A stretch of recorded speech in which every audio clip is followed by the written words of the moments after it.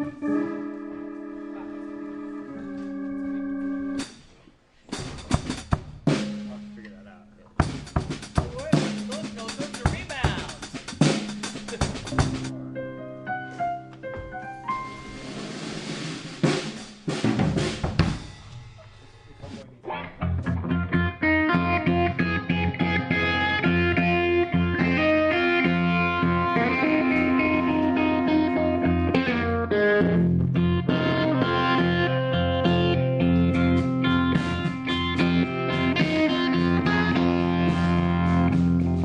oi, Dave here, you're watching Hurley.com.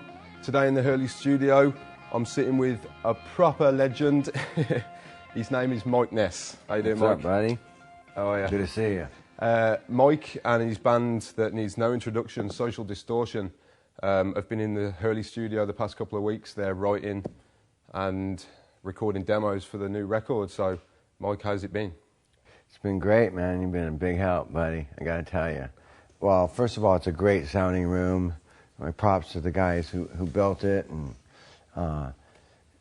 you know, it was just time for us to get out of our place that we've been in for so long and try into a new environment, and ended up being a real inspiring sounding room. And like I said, you know, having you running the tape for us and documenting it has been a huge help. So. Man, well, it's been a pleasure, Thank mate. you. Honestly, it's been a pleasure. But for anybody watching, can you explain to me a little bit of like how the process of the rehearsals have been going and the songwriting and what's been happening? Well, yeah, I mean, some of these are old songs that never got finished. Some of them are brand new, and some of them we've been playing live for a couple of years. And so when it's getting close to recording time, we have to come in and get some solid arrangements. We have to get some, you know, figure out what key the vocals sound best in. We have to, you know, think about like songs that are going to get played on the radio. If it's too long, is it too short, and just all that kind of stuff. But mainly, you can't think about too much except for the vision of what you want this record to sound like. And for me, this record is a chance for me to let all of my influences blend together in a way that isn't leaning too far either way, whether it's country or punk or blues. It's just fusing it all together, similar to the stuff that I was listening to in the late 70s, the New York punk stuff, and you know, and even some of the early British stuff, Generation X.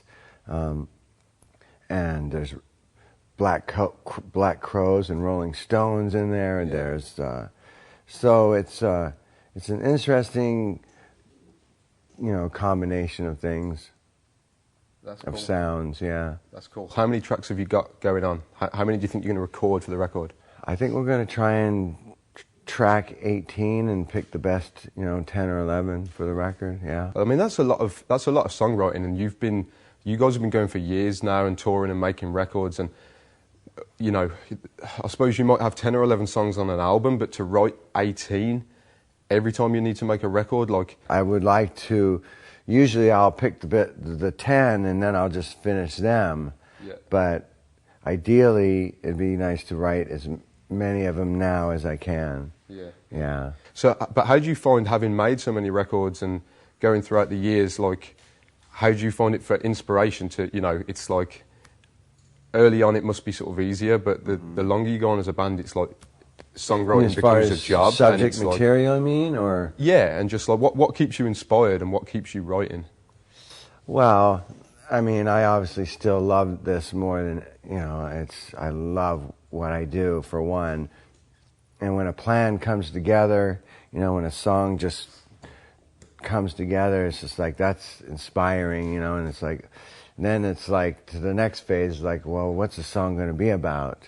And for me, I mean, the subject matter is, you know, in the early days, the rebellious punk rock, it was writing about the things that you were unhappy about. And, you know, I mean, I've learned through the years to get inspiration from positive things as well. Mm-hmm. But, you know, all you have to do is look around. There's plenty, you know, in the world still going on that can be upsetting or things that you want to get people, that you want to write about to get people to think, you know. Yeah.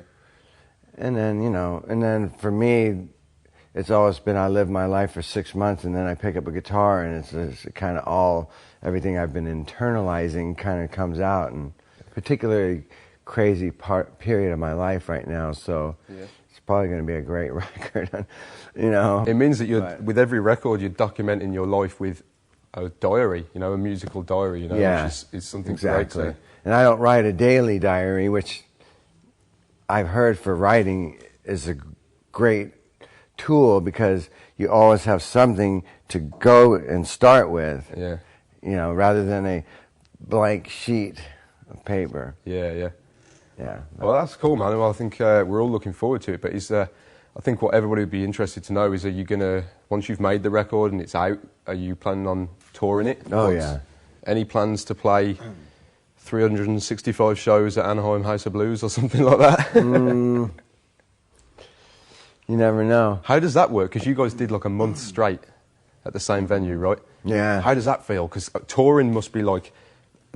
touring is disorientating enough because it's the same stage in a different place, but the same show every night, that must get a little crazy. It's to the cool mind, right? and it's weird. I mean, it's cool because it's like you know what to expect every night. You know, it's the same sound system. It's going to be the same place, just a different crowd.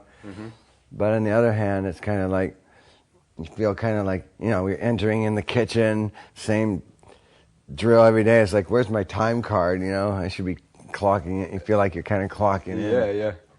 But a pretty cool job. Great job. Yeah.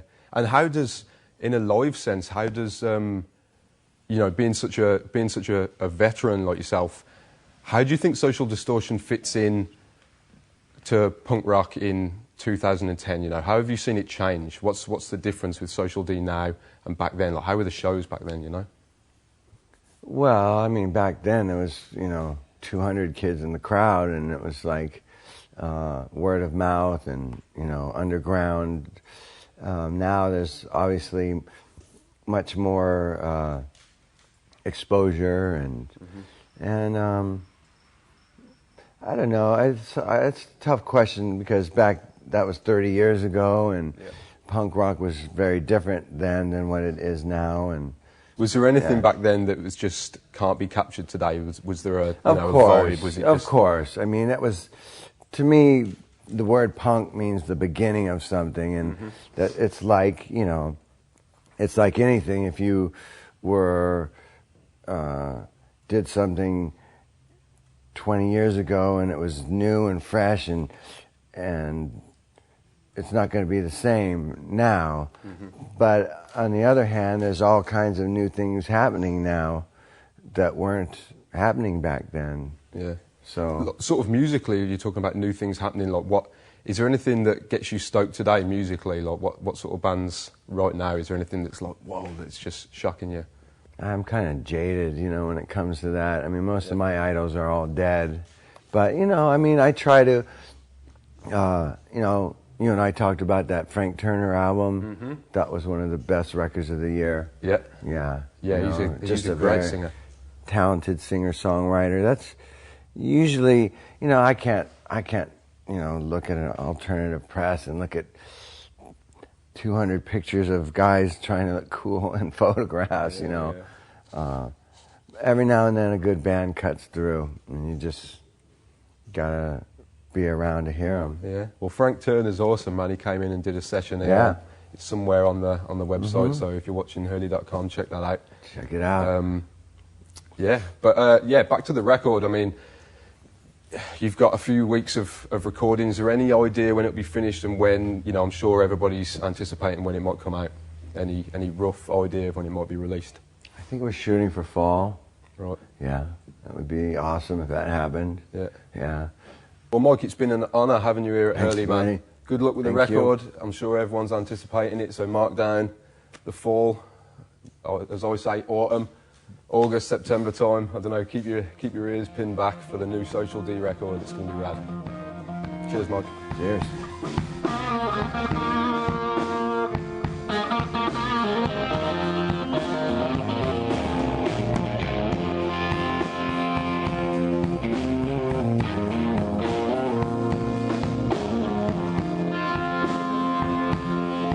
Particularly crazy period of my life right now, so it's probably going to be a great record.